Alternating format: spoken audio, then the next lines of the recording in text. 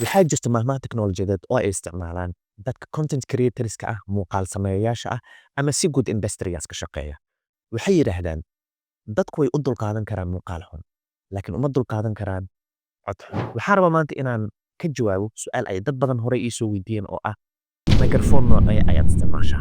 Microphone-ka aan sanado badan isticmaalayay dabcan aan aadka uga helay weliba waan kuu sheegi doonaayo wax i soo jiitay oo gaar ii soo jiitay ayaa jiray. Waa microphone-kan magaciisa uu yahay Video Mic Pro oo ay soo saartay shirkadda Rode ee Australian-ka ah. Dabcan microphone-kan waxa ugu horreeyay ee i soo jiitay wuxuu ahaa in kartoonkiisa aan ku arkay inay ku qornayd 10 sano oo damaanada inuu leeyahay.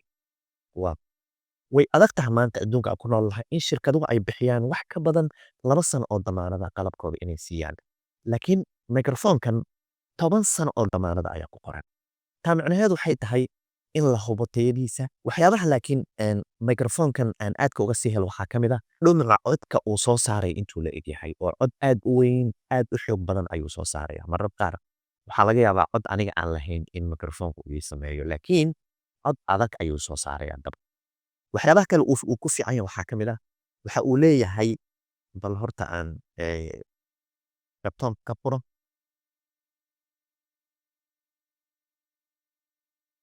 Waxyaabaha uu leeyahay oo aan ka helo waxaa ka mid ah suuf aad u weyn oo codka ka celinaya codka fog iyo waxyaabaha sawaxanka ah oo noise cancellation fiican ayuu leeyahay. Dabcan markaad cod duubaysana 3 option ayaad ku duubi kartaa. In aad ku duubto -10 decibel ama 0.10 decibel ama +20 decibel. Ugu dambeyntii marka microphone-kan iyo qalab walba oo kaamirad iyo quseeya wax duubista haddii aad u baahato waxaad ka heli kartaa Sanguni Electronics xarumahooda kala duwan ee ku yaala magaalada Muqdisho.